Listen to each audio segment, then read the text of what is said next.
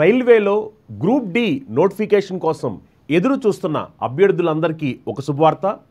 మనకి RRB group డికి సంబంధించి 32,000+ వేకెన్సీస్తో భారీ నోటిఫికేషన్ రావడం జరిగింది.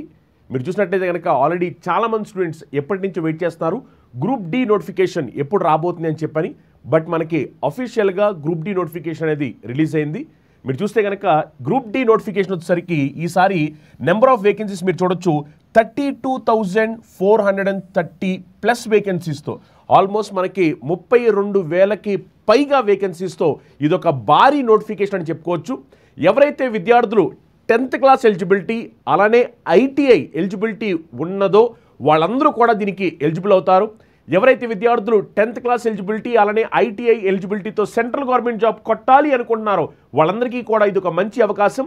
నేను ఈ వీడియోలో కంప్లీట్గా ఈ నోటిఫికేషన్ సంబంధించిన కంప్లీట్ డీటెయిల్స్ మీకు ఎక్స్ప్లెయిన్ చేయబోతున్నాను.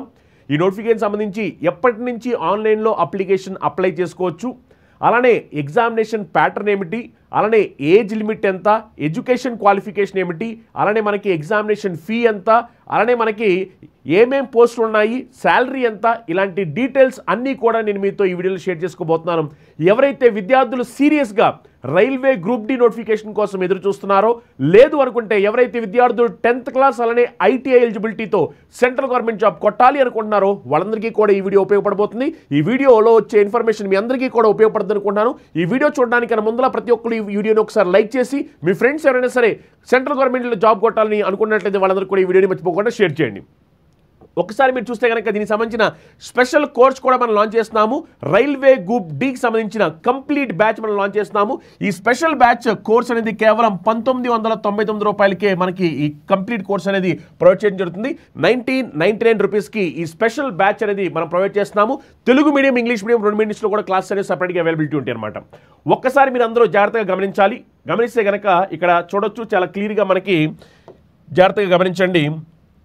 మీరు చూడొచ్చు opening date and time of online registration of application. So online application అనేది మనం ఎప్పటి నుంచి స్టార్ట్ చేయొచ్చు అంటే 23/1/2025 23 జనవరి 2025 నుంచి ఆన్లైన్లో అప్లికేషన్ పెట్టుకోవడం అనేది స్టార్ట్ చేయవచ్చు. ఓకేనా? ఎవరైతే విద్యార్థులు సీరియస్గా ఈసారి గ్రూప్ డి నోటిఫికేషన్లో జాబ్ కొట్టాలి అనుకుంటున్నారో వాళ్ళందరూ కూడా ఎలాంటి ఆలస్యం చేయకోకుండా 23వ తారీఖున స్టార్ట్ అవుతుంది, మీరు అప్లై చేసుకోవడం స్టార్ట్ చేయొచ్చు. ఓకేనా?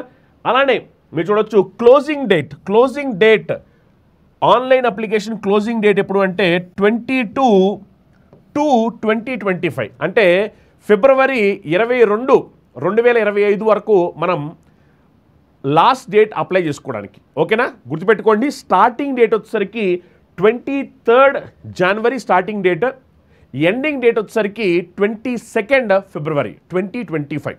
ఓకేనా? అలానే మీరు చూడొచ్చు date for application fee payment చేయడానికి లాస్ట్ డేట్ వచ్చేసరికి 23/2/2025 టు 24/2/2025. ఇది అప్లికేషన్ పేమెంట్ చేయడానికి లాస్ట్ డేట్ అనమాట. ఓకేనా?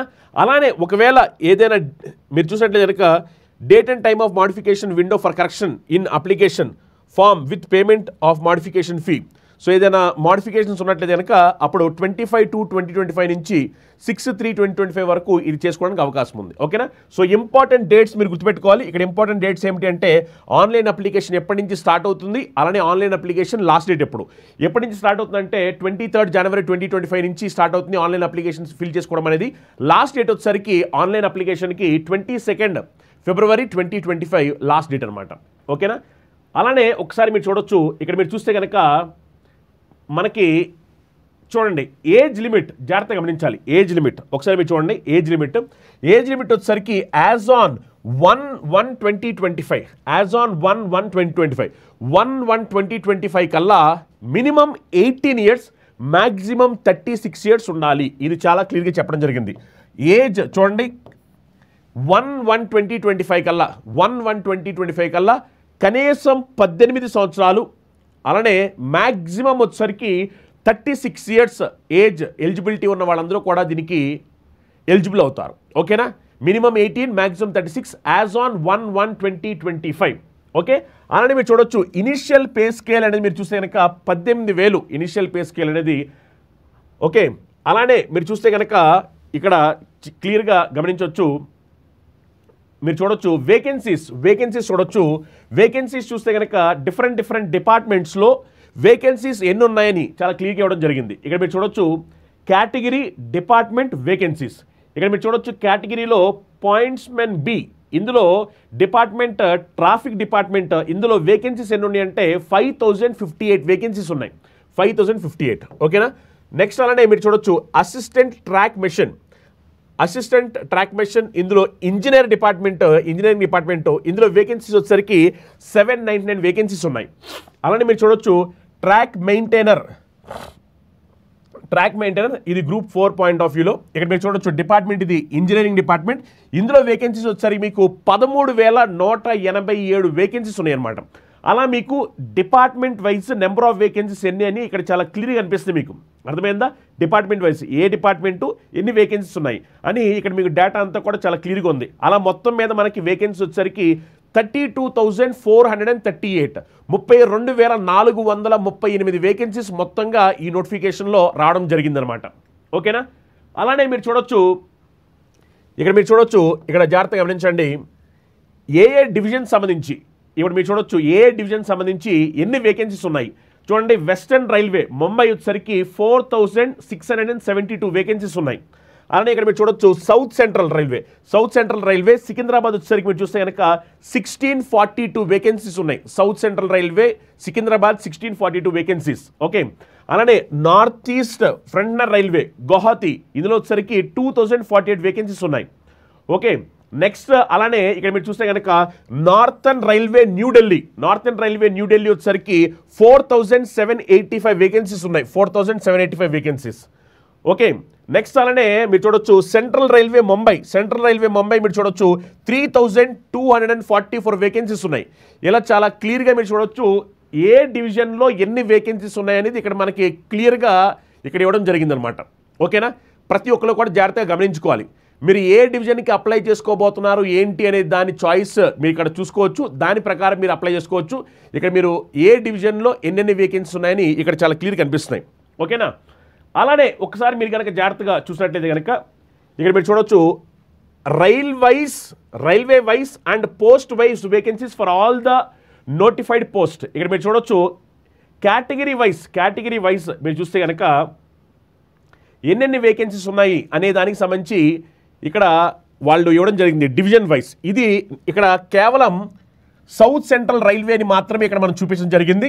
సౌత్ సెంట్రల్ రైల్వే ఇందులో మీరు చూడొచ్చు. సౌత్ సెంట్రల్ రైల్వేలో మనకి ఆల్రెడీ చూసాము, మనకి నెంబర్ ఆఫ్ వేకెన్సీ వచ్చేసరికి 1642 వేకెన్సీ ఉన్నాయి. దీనికి సంబంధించి కంప్లీట్గా కేటగిరీ వైస్ ఏ పోస్ట్లో ఏ కేటగిరీలో ఎన్ని వేకెన్సీస్ ఉన్నాయి అని క్లియర్గా ఇక్కడ మనకి ఇవ్వడం జరిగింది.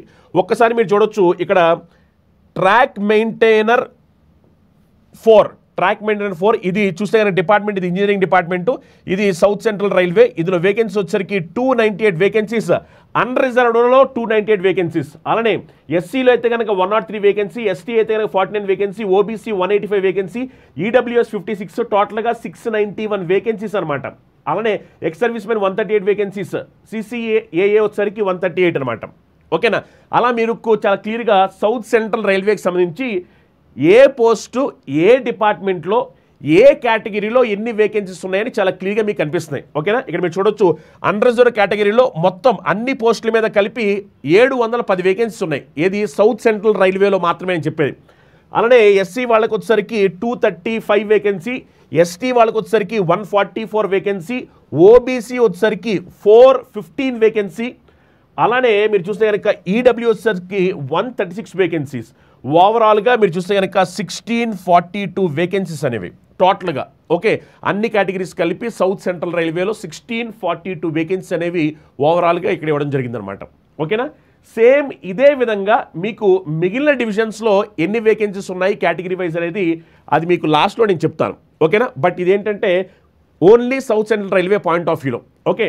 నెక్స్ట్ ఇక్కడ మీరు చూడొచ్చు, ఇక్కడ మీరు చూడండి name of post, department, sub department. అలానే ఇక్కడ మీరు చూస్తే కనుక మెడికల్ స్టాండర్డ్ ఎలా ఉండాలి అనే దానికి సంబంధించిన డీటెయిల్స్ కూడా ఇవ్వడం జరిగింది. ఓకేనా. అలానే మనకి ఏజ్ వచ్చేసరికి చూడండి, ఆల్రెడీ నేను చెప్పేశాను 18 నుంచి 36 ఇయర్స్ వరకు ఉండాలి. మినిమం 18 ఇయర్స్, మ్యాక్సిమం వచ్చేసరికి 36 ఇయర్స్. అలానే ఎడ్యుకేషన్ క్వాలిఫికేషన్ చూడొచ్చు, 10th pass or ITI or equivalent or national apprenticeship certificate granted by NCVT అంటే 10th క్లాస్ ఎలిజిబిలిటీ ఉన్నా, ITI ఎలిజిబిలిటీ ఉన్నా, లేదా దానికి ఈక్వలెంట్ ఎలిజిబిలిటీ ఉన్నవి అయినా సరే ఓకే అని చెప్పి ఇక్కడ చాలా క్లియర్ చెప్పడం జరిగిందనమాట. ఓకేనా. ఇక మీరు చూడొచ్చు ఏ పోస్ట్కి మెడికల్ స్టాండర్డ్ ఎలా ఉండాలి. ఇక్కడ మీరు క్లియర్గా చూడొచ్చు medical standard C1, B1, C1, C1, B1 ఇలా. ఈ C1 అంటే ఏంటి, B1 ఏంటి, ఇవన్నీ కూడా మీకు తర్వాత వస్తాయి అనమాట. ఓకే. నెక్స్ట్ అలానే ఇక్కడ మీరు చూడొచ్చు, ఇక్కడ నేమ్ పోస్ట్, ఏ డిపార్ట్మెంటు, మెడికల్ స్టాండర్డ్ ఏమిటి, ఎలా ఉండాలి అనే దానికి సంబంధించి ఇక్కడ మీకు ఇవన్నీ డీటెయిల్స్ మీరన్నీ కూడా జాగ్రత్తగా ఒకసారి గమనించవచ్చు. ఓకే. ఒక్కసారి మీరు ఈ ఎగ్జామినేషన్ సెలక్షన్ ప్రొసీజర్ ఎలా ఉండబోతుంది జాగ్రత్తగా గమనించండి. ఎగ్జామినేషన్ సెలక్షన్ ప్రాసెస్ ఎలా ఉండబోతుంది. ఫస్ట్ వచ్చేసరికి కంప్యూటర్ బేస్డ్ టెస్ట్. మొదటగా అందరూ కూడా కంప్యూటర్ బేస్డ్ టెస్ట్ రాయాలి. ఈ కంప్యూటర్ బేస్డ్ టెస్ట్లో ఎలా ఉండబోతుంది ఎగ్జామినేషన్ ప్యాటర్న్ అనేది కూడా నేను చెప్తాను. ఫస్ట్ అయితే అందరూ CBT రాయాలి.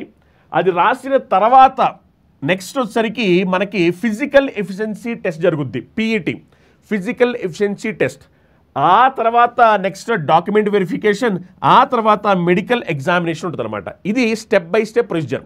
ఫస్ట్ అయితే మాత్రం ప్రతి విద్యార్థి కూడా CBT ఎగ్జామ్ రాయాలి. ప్రతి ఒక్క విద్యార్థి కంప్యూటర్ బేస్డ్ టెస్ట్ ప్రతి ఒక్క విద్యార్థి కూడా ఫస్ట్ రాయాలి.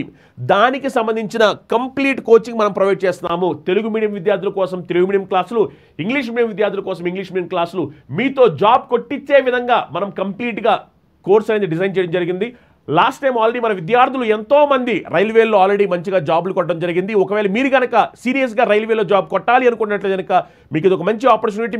మీకోసం డెమో వీడియోస్ కూడా ఫ్రీగా ఉంటాయి అనమాట. మీరు కావాలంటే దానికి మనీ ఎలాంటిది పే చేయకుండా మీరు డెమో క్లాసులు ఫ్రీగా చూడొచ్చు. ఒక్కసారి ఈ కంప్యూటర్ బేస్డ్ టెస్ట్ సంబంధించి ఎగ్జామినేషన్ ప్యాటర్న్ ఎలా ఉండబోతుంది ఒకసారి మీరు జాగ్రత్తగా గమనించండి. ఈ కంప్యూటర్ బేస్డ్ టెస్ట్లో మీరు చూస్తే కనుక మొదటిగా జనరల్ సైన్స్లో నెంబర్ ఆఫ్ క్వశ్చన్స్ 25 వస్తాయి, మార్క్స్ వచ్చేసరికి 25 మార్క్స్. అలానే మ్యాథమెటిక్స్ నుంచి వచ్చేసరికి 25 క్వశ్చన్స్ వస్తాయి, మార్క్స్ వచ్చేసరికి 25 మార్క్స్. అలానే జనరల్ ఇంటెలిజెన్స్ అండ్ రీజనింగ్ నుంచి 30 క్వశ్చన్స్ వస్తాయి, మనకి మార్క్స్ వచ్చేసరికి 30 మార్క్స్. అలానే current affairs and current affairs and general awareness. ఈ కరెంట్ అఫైర్స్ జనరల్ అవేర్నెస్ కలిపి మనకి 20 క్వశ్చన్స్ వస్తాయి, నెంబర్ ఆఫ్ మార్క్స్ వచ్చేసరికి 20 మార్క్స్. ఓవరాల్గా 100 క్వశ్చన్స్కి 100 మార్క్స్. ఎగ్జామినేషన్ టైం వచ్చేసరికి 90 మినిట్స్ టైం. అంటే మనకి సుమారుగా ఒక్కొక్క క్వశ్చన్కి 1 నిమిషం పాటు సమయం దొరుకుతుంది అని అర్థం అనమాట. ఓకేనా. మీరు జాగ్రత్తగా చూడండి. ప్రతి ఒక్క విద్యార్థి అయితే మాత్రం ఫస్ట్ ఈ CBT ఎగ్జామినేషన్ రాయాలి. చూడండి, 10th క్లాస్ ఎలిజిబిలిటీతో లేదా ITI ఎలిజిబిలిటీలో లేదా దానికి సమానమైన ఎలిజిబిలిటీతో ఒక సెంట్రల్ గవర్నమెంట్ జాబ్ కొట్టడానికి ఒక మంచి అవకాశం వచ్చింది. ఇది అందరూ కూడా ఉపయోగించుకోవాలి. దీనికి గాను మొదటిగా ప్రతి ఒక్క విద్యార్థి ఈ కంప్యూటర్ బేస్డ్ టెస్ట్ అనేది రాయాలి. అందరూ కూడా రాయాలి. దీంట్లో మీరు చూస్తే కనుక ఎగ్జామినేషన్లో ఏమేం సబ్జెక్టులు చదవాలని ఇక్కడ చాలా క్లియర్గా ఇవ్వడం జరిగింది. మొదటిగా జనరల్ సైన్స్, తర్వాత మ్యాథమెటిక్స్, తర్వాత జనరల్ ఇంటెలిజెన్స్ అండ్ రీజనింగ్, తర్వాత general awareness and current affairs. ఓకేనా.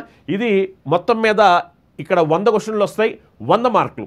అలానే ఇక్కడ మీరు తెలుసుకోవాల్సి ఏమిటంటే నెగిటివ్ మార్కింగ్ వచ్చేసరికి 1/3 నెగిటివ్ మార్కింగ్ ఉంటుంది. అర్థమైందా. నెగిటివ్ మార్కింగ్ 1/3 ఉంటుంది. అలానే ఎగ్జామినేషన్ అనేది ఇంగ్లీష్లో రాసుకోవాలనుకునే విద్యార్థుల కోసం ఇంగ్లీషు, తెలుగులో రాసుకునే వాళ్ళకి తెలుగు, హిందీ రాసుకునే వాళ్ళకి హిందీ, ఉర్దూ రాసుకునే వాళ్ళకి ఉర్దూ. అలా మనకి లాంగ్వేజెస్ అనేవి మన ఫ్లెక్సిబిలిటీ ప్రకారం మనం ఆప్ట్ చేసుకోవడానికి అవైలబిలిటీ ఉంటుంది. సో అది మీరు ఏ రీజనల్ లాంగ్వేజ్ అయినా సరే మీరు రాసుకోవడానికి అవైలబిలిటీ ఉంటుంది అనమాట. ఓకేనా. అలా మీరు జాగ్రత్తగా గమనించినట్లయితే కనుక మొత్తం 100 క్వశ్చన్లు, 100 మార్కులు, 90 నిమిషాల సమయం. అంటే మీకు ఆల్మోస్ట్ ప్రతి క్వశ్చన్కి సుమారుగా 1 నిమిషం సమయం వస్తుంది.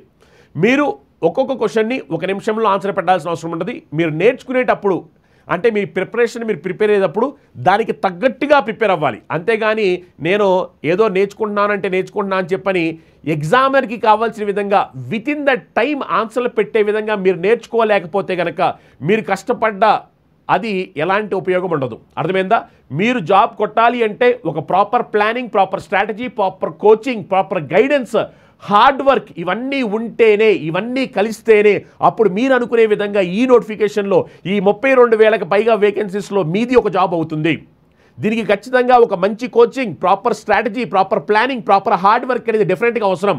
ఇవి ఉంటేనే మీరు జాబ్ సాధించగలుగుతారు. అర్థమైందా.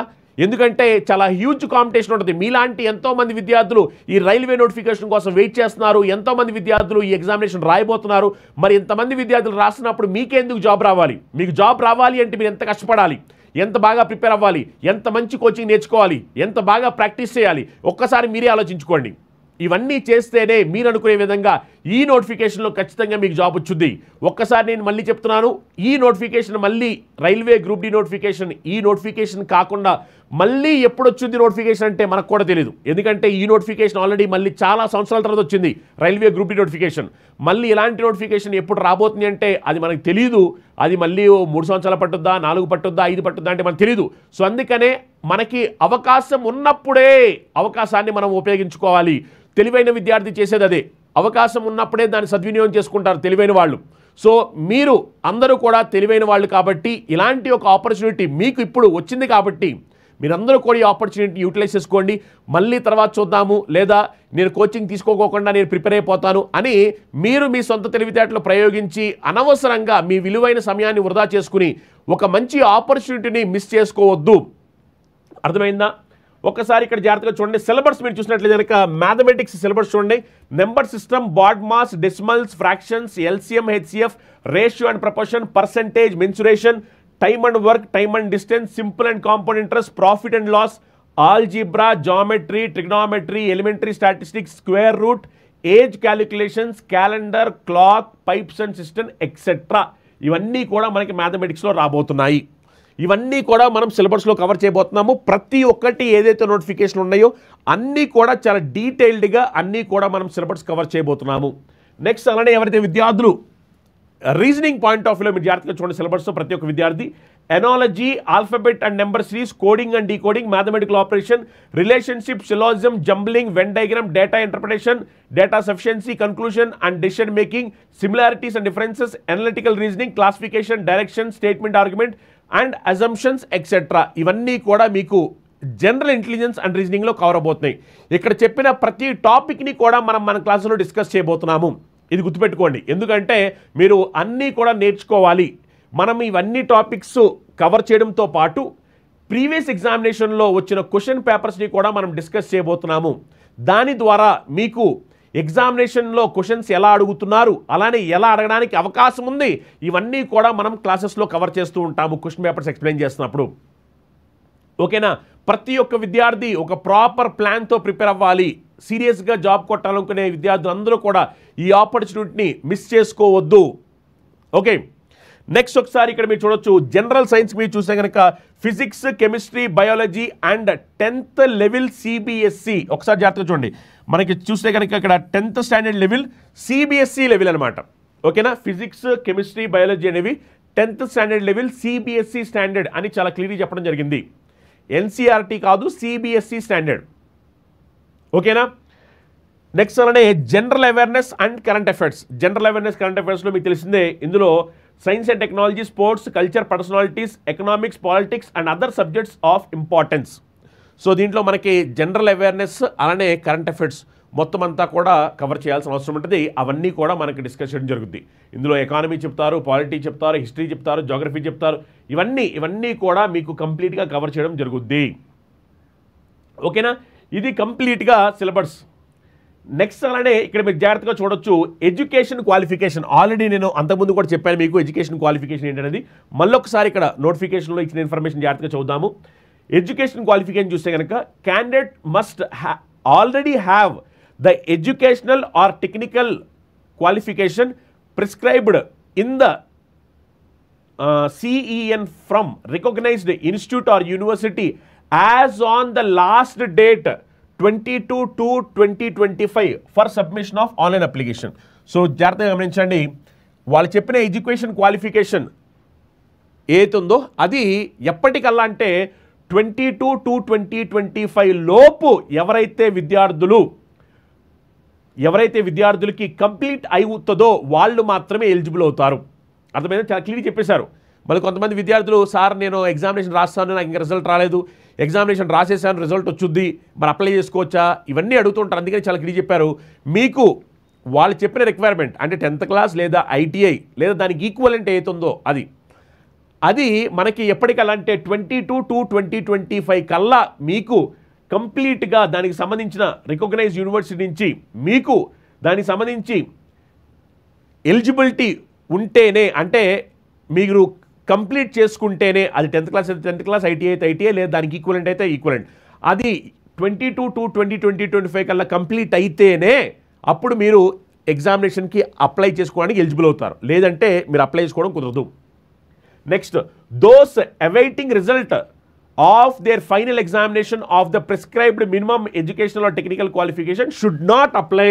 చాలా క్లియర్గా చెప్పేసి చూడండి, ఎవరైతే రిజల్ట్స్ కోసం వెయిట్ చేస్తూ ఉంటారో, నేను చెప్పిన విధంగా 10th క్లాస్ లేదా ఐటీఐ లేదా దానికి ఈక్వలెంట్ ఏవైతే ఉన్నాయో రికగ్నైజ్ యూనివర్సిటీ నుంచి రావాల్సిన ఎడ్యుకేషన్ క్వాలిఫికేషన్, ఒకవేళ మీకు కనుక ఫైనల్ ఇయర్ స్టూడెంట్ అయ్యి ఒకవేళ మీరు ఎగ్జామినేషన్ రాశారు, రిజల్ట్ కోసం వెయిట్ చేస్తున్నారు, ఇలాంటి రకరకాల కారణాలు ఉంటే కనుక మీరు ఈ ఎగ్జామినేషన్కి అప్లై చేయడానికి ఎలిజిబుల్ కారు అని ఇక్కడ చాలా క్లియర్గా చెప్పేస్తున్నారు.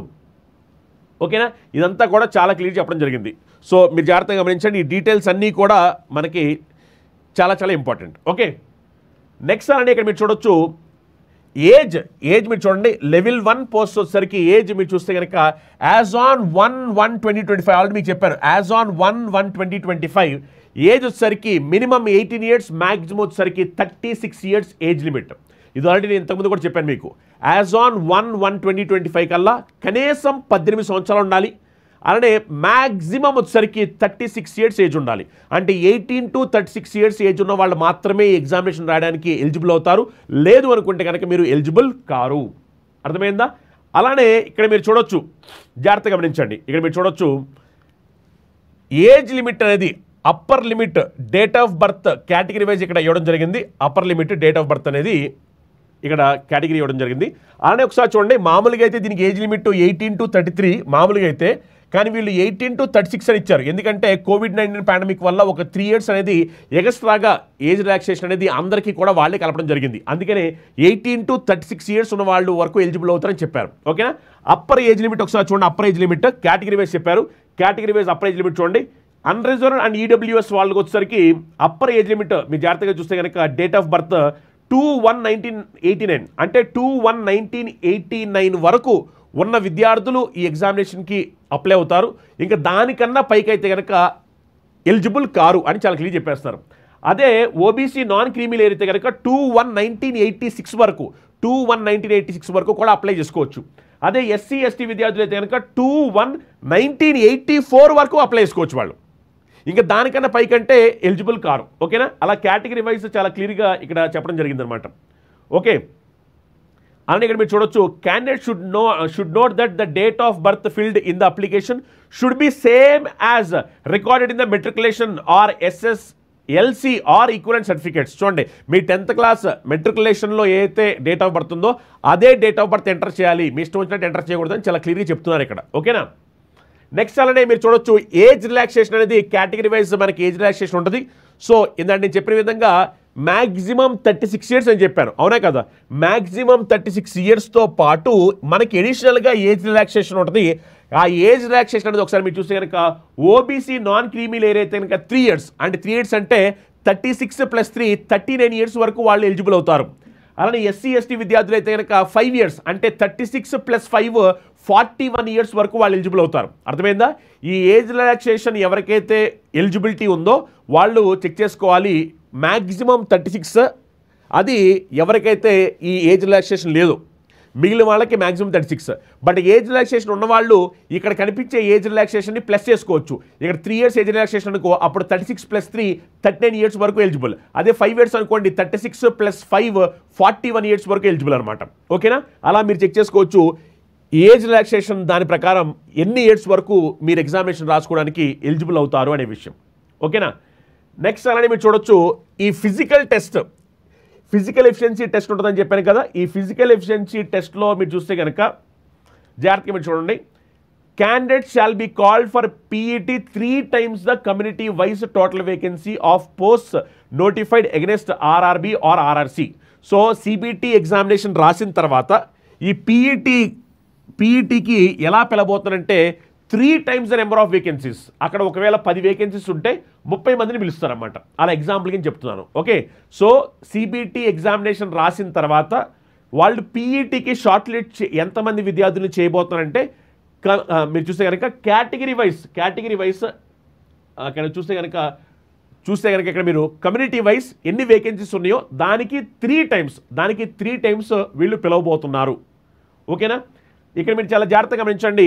మెయిల్ క్యాండిడేట్స్ అలానే ఫీమేల్ క్యాండిడేట్స్కి రిక్వైర్మెంట్ ఏమిటి ఫిజికల్ ఎఫిషియెంటీ టెస్ట్కి ఒకసారి మీరు చూస్తే కనుక should be able to lift and carry 35 kg of weight for a distance of 100 meters in 2 minutes in one chance without putting the weight down. So ఇక్కడ చెప్తున్నారు చూడండి, మెయిల్ క్యాండిడేట్స్ అయితే కనుక 35 kg వెయిట్ ఉన్న దాన్ని 100 మీటర్ల పాటు తీసుకుని వెళ్ళాలి 2 నిమిషాల సమయంలో.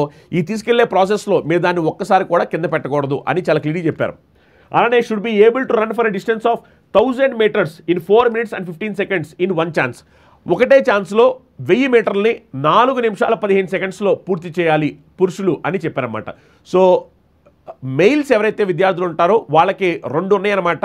పీఈటీకి ఒకటి వచ్చేసరికి 35 kg వెయిట్ని 100 మీటర్ల పాటు మోసుకుని వెళ్ళాలి 2 నిమిషాల సమయంలో ఒకటే ఛాన్స్లో అనమాట. మళ్ళీ దాన్ని కింద పెట్టడానికి పైకి తీసుకెళ్తారంటే అలా కుదరదు. అలానే 1000 మీటర్లు మీరు ఒకటేసారి పరిగెట్టాల్సిన అవసరం ఉంటుంది. అది 4 నిమిషాల 15 సెకండ్లలో పూర్తి చేయాల్సిన అవసరం ఉంటుంది. ఇది పురుషులకు సంబంధించి. మరి స్త్రీల పాయింట్ ఆఫ్ వ్యూ మీరు చూస్తే కనుక should be able to lift and carry 20 kg of weight for distance of 100 meters in 2 minutes in one chance without putting the weight down. ఏంటంటే 20 kg వెయిట్ని వాళ్ళు ఎత్తుకుని 100 మీటర్లు 2 నిమిషాల్లో పూర్తి చేయాలి అని చెప్తున్నారు. ఒక్కసారి కూడా దాన్ని కింద పెట్టకూడదు అని చెప్తున్నారు. అంటే ఆ 20 kg మీరు పట్టుకుంటూ 100 మీటర్ల పాటు తీసుకుని వెళ్ళాలి 2 నిమిషాల సమయం, కింద పెట్టకూడదు. దాంతోపాటు ఇంకోటి కూడా ఉంది, should be able to run for a distance of 1000 meters in 5 minutes and 40 seconds in one chance. ఒకటే ఛాన్స్లో 1000 మీటర్లని 5 నిమిషాల 40 సెకండ్స్లో పరిగెట్టాల్సిన అవసరం ఉంది. ఇది స్త్రీలకు సంబంధించిన పీఈటీ రిక్వైర్మెంట్ అనమాట. ఓకేనా, చూడండి మీకు ఏమైనా డౌట్స్ ఉంటే మీ డౌట్స్ అన్ని కూడా కమెంట్ చేయండి. ప్రతి ఒక్క విద్యార్థిని చెప్తున్నాను. అలానే ఈ వీడియోలో ఉన్న ఇన్ఫర్మేషన్ మీకు నచ్చింది, ఉపయోగపడుతుందంటే ప్రతి ఒక్క వీడియోని లైక్ చేయాలి. చూడండి చాలా మంది విద్యార్థులు లైవ్లో ఉన్నారు, ఒక్కసారి వీడియోని లైక్ చేయాలి. ప్రతి ఒక్క విద్యార్థి ఇంకా ఎవరైతే వీడియోని లైక్ చేయలేదో అందరూ కూడా వీడియోని లైక్ చేయాలి. ఒక్కసారి జాగ్రత్తగా గమనించండి. ఇక్కడ మీరు చూడొచ్చు, ఇందాక నేను చెప్పాను మీకు ఇక్కడ మెడికల్కి సంబంధించి ఏమేం కావాలి అని చెప్పని ఇక్కడ మీకు చెప్పాను నేను మీకు, అవునా కదా? అక్కడ స్పెసిఫికేషన్ మీరు చూడొచ్చు. మెడికల్ స్టాండర్డ్ A2 అంటే ఏమిటి, A3 అంటే ఏంటి, B1 అంటే ఏంటి, B2 అంటే ఏంటి, C1 అంటే ఏంటి, C2 అంటే ఏంటి, ఇక్కడ చాలా క్లియర్గా ఎక్స్ప్లెయిన్ చేయడం జరిగింది. ఎగ్జాంపుల్గా మీరు A2 తీసుకుంటే కనుక, మెడికల్ స్టాండర్డ్ A2 తీసుకుంటే కనుక general fitness, physically fit in all respects, visual చూస్తే కనుక distant vision 6/9 without glass, no fogging test. Near vision 0.6 without glass, and must pass test for color vision, binocular vision, night vision, mesoscope vision, etc. ఇలా మీకు A2 అంటే ఏంటి, A3 అంటే ఏంటి, B1 అంటే ఏంటి, B2 అంటే ఏంటి, C1 అంటే ఏంటి, C2 అంటే ఏంటి, ఇవన్నీ కూడా చాలా క్లియర్గా ఉన్నాయి. మీకు కావాలనుకుంటే ఈ డీటెయిల్స్ అన్నీ కూడా మళ్ళీ మీకు మన వాట్సాప్ ఛానల్లో షేర్ చేస్తాము. అలానే టెలిగ్రామ్ ఛానల్లో కూడా షేర్ చేస్తాము. ఒకవేళ మీరు ఈ డీటెయిల్స్ అన్నీ కూడా డీటెయిల్గా చదవాలి అనుకుంటే కనుక ఈ PDF మన చందన్ లాజిక్స్ వాట్సాప్ ఛానల్లో లేదా చందన్ లాజిక్స్ టెలిగ్రామ్ ఛానల్లో ఉంటుంది, మీరు వెళ్ళి చూడొచ్చు.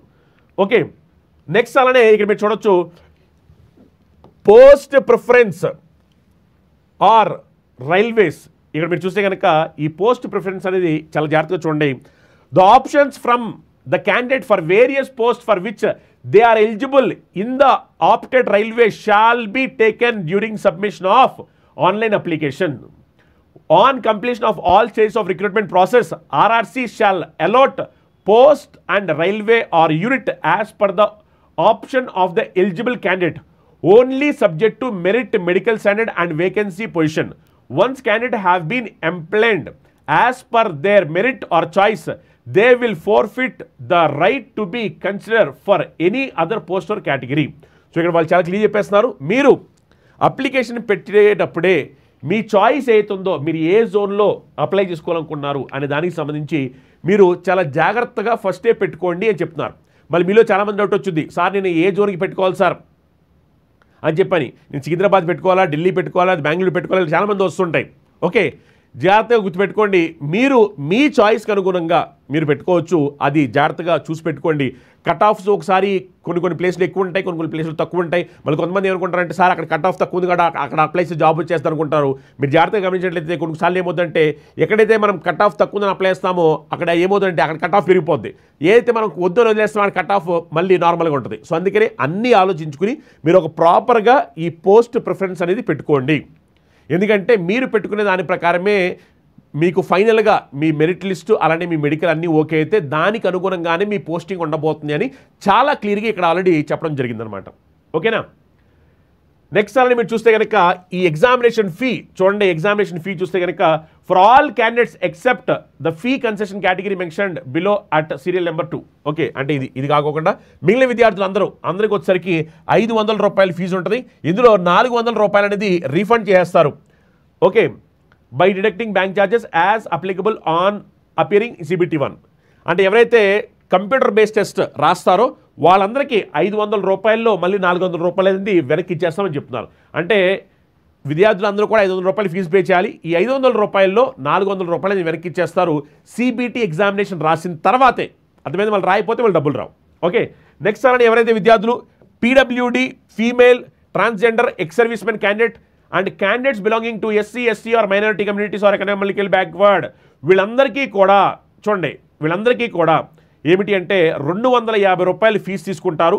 ఈ 250 రూపాయలు కూడా మనకి రీఫండ్ చేస్తారు మీరు ఎగ్జామినేషన్ రాసిన తర్వాత. ఓకేనా? సో వీళ్ళు కాకోకుండా మిగిలిన విద్యార్థులు అందరూ 500 రూపాయలు కడతారు. ఈ 500 రూపాయలు కట్టించుకుని మీరు ఎగ్జామినేషన్ రాసిన తర్వాత అంటే CBT ఎగ్జామ్ రాసిన తర్వాత మీకు 400 రూపాయలు వెనక్కి ఇచ్చేస్తారు. బట్ ఎవరైతే విద్యార్థులు ఫిజికల్లీ హ్యాండిక్యాప్డ్ కానీ ఎక్స్ సర్వీస్ మెన్ కానీ ట్రాన్స్జెండర్ కానీ SC, ST విద్యార్థులు ఎవరైతే ఉన్నారో లేదా బ్యాక్వర్డ్ క్లాస్ ఎకానమీకి బ్యాక్వర్డ్ క్లాస్ ఎవరైతే వీళ్ళందరికీ కూడా 250 రూపాయలు ఫీజు కట్టించుకుంటారు. మళ్ళీ 250 రూపాయలు వెనక్కి ఇచ్చేస్తారు వన్స్ మీరు CBT ఎగ్జామినేషన్ రాసిన తర్వాత. ఓకేనా? అలానే మీరు చూడొచ్చు నార్మలైజేషన్ ఆఫ్ మార్క్స్. సో ఓవరాల్గా ఎగ్జామినేషన్ జరిగిన తర్వాత అన్ని షిఫ్ట్స్ కలిపి మార్క్స్ని నార్మలైజ్ చేస్తారు. దాని గురించి చాలా క్లియర్ చెప్పారు. Short list of candidates for various stage shall be based on the normalised marks obtained by them when our CBT is conducted in multiple sessions for the same syllabus. చూడండి, మన examination అనేది different షిఫ్ట్స్లో different డేస్లో జరుగుతుంటుంది. అవునా కదా? So అందువల్ల ఏమిటంటే ఈ మొత్తం ఎగ్జామినేషన్స్ అన్నీ ఒకటే సిలబస్ బేస్ మీద జరుగుతాయి. కాకపోతే వేరు షిఫ్ట్లలో వేరు రోజుల్లో జరుగుతుంటాయి కాబట్టి ఓవరాల్గా అన్ని కన్సిడరేషన్ తీసుకుని నార్మలైజ్డ్ మార్క్స్ ఇస్తారు. దాన్ని బేస్ చేసుకునే షార్ట్ లిస్ట్ అనేది చేయడం జరుగుతుంది అని చాలా క్లియర్ చెప్పడం జరిగింది. ఓకేనా? చూడండి, అలానే ఫ్రీ ట్రావెల్ ఫెసిలిటీ ఇచ్చారు. In case of SC, ST candidates who are eligible for free train travel, their e-call letter itself will contain the free travel authority sleeper class railway pass, such as SC, ST candidate will be allowed to book the train reservation by submitting a self-assisted photocopy of their e-call letter or SC, ST. ఇదంతా చూడొచ్చు. మీకు ఒకవేళ free travel చేయాలనుకుంటే కనుక ఎవరైతే విద్యార్థులు SC, ST వీళ్ళు eligible అవుతారో వాళ్ళందరికీ కూడా ఫ్రీ ట్రావెల్ కూడా ఉంటుందని చెప్పని ఇక్కడ చాలా క్లియర్గా చెప్పడం జరిగిందనమాట. ఓకేనా? సో ఇది నోటిఫికేషన్ ఉన్న కంప్లీట్ డీటెయిల్స్. ఒకవేళ మీకు ఏం డౌట్స్ ఉంటే కనుక మీ డౌట్స్ అన్ని కూడా అడగొచ్చు. నేను అన్ని కూడా చూసి రిప్లై ఇస్తాను. ఇది ఒక మంచి ఆపర్చునిటీ నేను చెప్తున్నాను కదా. ఆల్మోస్ట్ కొన్ని సంవత్సరాల తర్వాత మళ్ళీ గ్రూప్ Dలో ఇంత భారీ వేకెన్సీస్ నోటిఫికేషన్ రావడం జరిగింది. 32,000 పైగా వేకెన్సీస్తో. అంటే ఇది ఒక మంచి ఆపర్చునిటీ. ఎవరైతే విద్యార్థులు 10th class eligibility, ITI eligibility లేదు అనుకుంటే ఇంకా దానికి ఈక్వలెంట్గా గవర్నమెంట్ చేత రికగ్నైజ్ చేయబడిన ఎలిజిబిలిటీ ఉందో వాళ్ళందరూ కూడా దీనికి అప్లై చేయడానికి ఎలిజిబుల్ అవుతారు. ఇది ఒక మంచి ఆపర్చునిటీని ఉపయోగించుకోండి. ప్రతి ఒక్క తెలివైన విద్యార్థి ప్రాపర్ కోచింగ్ తీసుకోవాలి. చెప్తున్నాను, ప్రాపర్ కోచింగ్ తీసుకుని proper guidance, proper strategy, proper planning మంచిగా హార్డ్ వర్క్ చేస్తేనే మీరు అనుకునే విధంగా మీరు జాబ్ సాధిస్తారు. ఎందుకంటే చాలా హ్యూజ్ కాంపిటీషన్ ఉంటుంది. ఎన్నో లక్షల మంది విద్యార్థులు ఈ ఎగ్జామినేషన్కి అప్లై చేస్తారు, రాస్తారు. మరి ఇన్ని లక్షల మంది విద్యార్థుల్లో మీరు జాబ్ కొట్టాలి అంటే కనుక ఖచ్చితంగా మీరు ప్రాపర్గా కోచింగ్ తీసుకుని ప్రాపర్గా ప్రిపేర్ అయ్యి ప్రాపర్ స్ట్రాటజీ, ప్రాపర్ ప్లానింగ్, ప్రాపర్గా మీరు ప్రిపేర్ అయ్యి హార్డ్ వర్క్ చేస్తేనే మీరు అనుకునే విధంగా మీరు జాబ్ సాధిస్తారు. మన విద్యార్థులు లాస్ట్ టైం ఎంతోమంది విద్యార్థులు రైల్వేలో జాబ్స్ కొట్టడం జరిగింది. సేమ్ అదే విధంగా ఈసారి కూడా మన విద్యార్థులు జాబ్ కొట్టడానికి కావాల్సిన విధంగా ప్రాపర్ ప్లానింగ్తో, ప్రాపర్ స్ట్రాటజీతో కంప్లీట్ సిలబస్ని మనం ప్రొవైడ్ చేయబోతున్నాము. దీనికి సంబంధించిన కంప్లీట్ న్యూ బ్యాచ్ని మనం లాంచ్ చేస్తున్నాము. ఈ బ్యాచ్ అనేది ఇప్పుడు ఆఫర్ ప్రైస్లో కంప్లీట్ కోర్స్ అనేది ఆఫర్ ప్రైస్లో మనకి 1999 రూపీస్కి కంప్లీట్ కోర్స్ అనేది ప్రొవైడ్ చేస్తున్నాము. ఈ క్లాసెస్ మీకు తెలుగు మీడియం, ఇంగ్లీష్ మీడియం 2 మీడియంస్లో కూడా క్లాస్ అనేది సపరేట్గా అవైలబిలిటీ ఉంటాయి అనమాట. ఓకేనా? అలానే ఇందాక నేను చెప్పిన విధంగా మీకు అదర్ జోన్స్లో సంబంధించి వెస్టర్న్ రైల్వేలో మనకి ఏ కేటగిరీ వైజ్ ఎన్ని ఉన్నాయి, అలానే మనకి నార్త్ వెస్ట్ రైల్వేలో ఇవన్నీ కూడా ఉన్నాయి. మీకు దీనికి సంబంధించిన పీడిఎఫ్ నేను ఇస్తాను, మీరు కావాలనుకుంటే ఒకసారి చూడొచ్చు. ఓకేనా? మీకు ఏం డౌట్స్ ఉంటే మీరు చెప్పండి.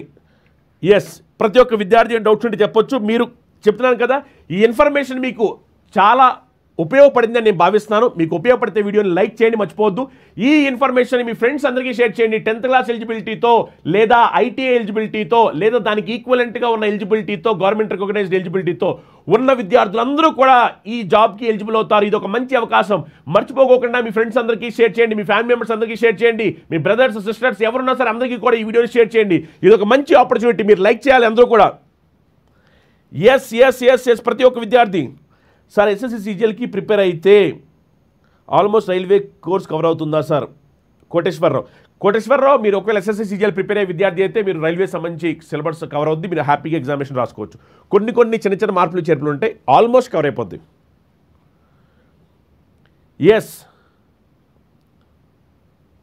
సో ఇన్ఫర్మేషన్ మొత్తం అంతా మీకు ఆల్రెడీ నేను నోటిఫికేషన్లో క్లియర్గా చెప్పడం జరిగింది. ఒకవేళ మీకు ఇంకా ఏమైనా డౌట్స్ కానీ సందేహాలు కానీ ఉన్నట్లయితే కనుక మీరు కింద స్క్రోల్ నెంబర్స్కి కాల్ చేసి మీ డౌట్స్ అన్ని కూడా క్లారిఫై చేసుకోండి. ఒకవేళ మీరు కనుక ఫ్రీ డెమో క్లాసులు వినాలి అనుకుంటే కనుక చందన్ లాజిక్స్ యాప్ డౌన్లోడ్ చేసుకుని డెమో క్లాసులు ఫ్రీగా వినొచ్చు. ఒకవేళ మీకు ఇంకేమైనా సందేహాలు ఉంటే కనుక నేను చెప్పిన విధంగా మీరు కింద స్క్రోల్ నెంబర్స్కి కాల్ చేసి మీ డౌట్స్ అన్ని కూడా క్లారిఫై చేసుకోవచ్చు.